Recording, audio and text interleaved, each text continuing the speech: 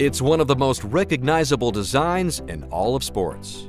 It's a small sphere. It's about 1.68 inches or larger, and it has a lot of valleys or dimples in the surface. What makes the golf ball so unique is not just its small shape, but hundreds of small impressions or dimples on its surface. Steve Quintavala is an engineer in the Equipment Standards Department at the United States Golf Association.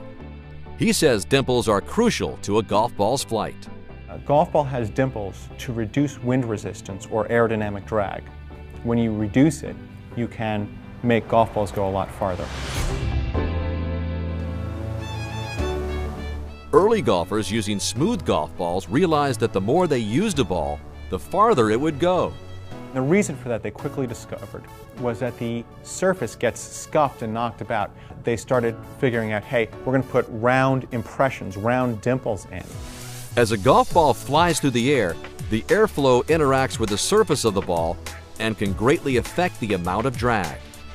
The wind is meeting the surface here and pushing against it and then wrapping around. If the golf ball were smooth, the air flowing closest to the surface of the ball would follow the flow of air around it, creating a detached airflow behind the ball.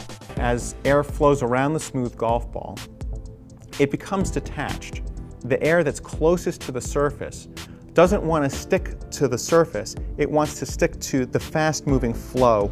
The detached flow causes a wake to form behind the ball, which creates a low-pressure zone. This zone is what causes drag. And that's almost like a vacuum. That's sucking the ball back and slowing it down in the face of the wind. Adding dimples to the ball changes how the air flows over it.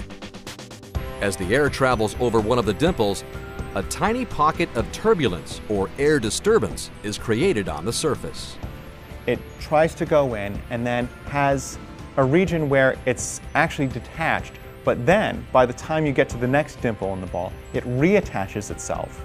And in the process of that detachment, reattachment, that's what creates the turbulence. Instead of impeding the flight of the ball, these tiny pockets of turbulence allow the closer layer of air to travel tighter around it. Because these dimples have caused some low-level turbulence, it's mixing the high-speed air from out here and bringing it close to the ball so that that flow can remain attached to the ball. A more attached airflow creates a smaller wake, and thus a smaller low-pressure zone, which means less drag.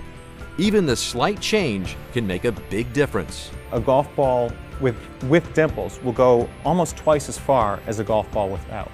The dimples also aid the flight of the ball by influencing the lift as the ball spins through the air.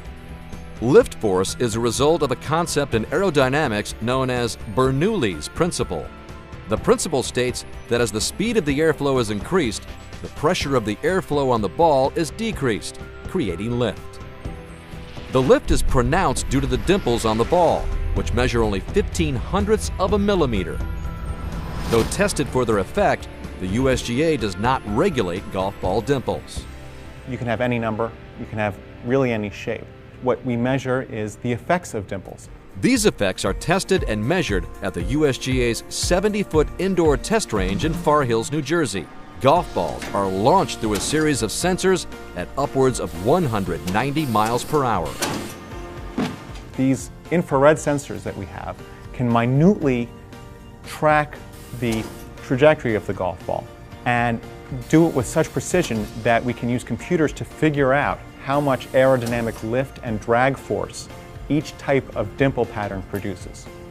While dimple sizes, shapes, and effects may differ, they remain a crucial aspect of all golf ball designs.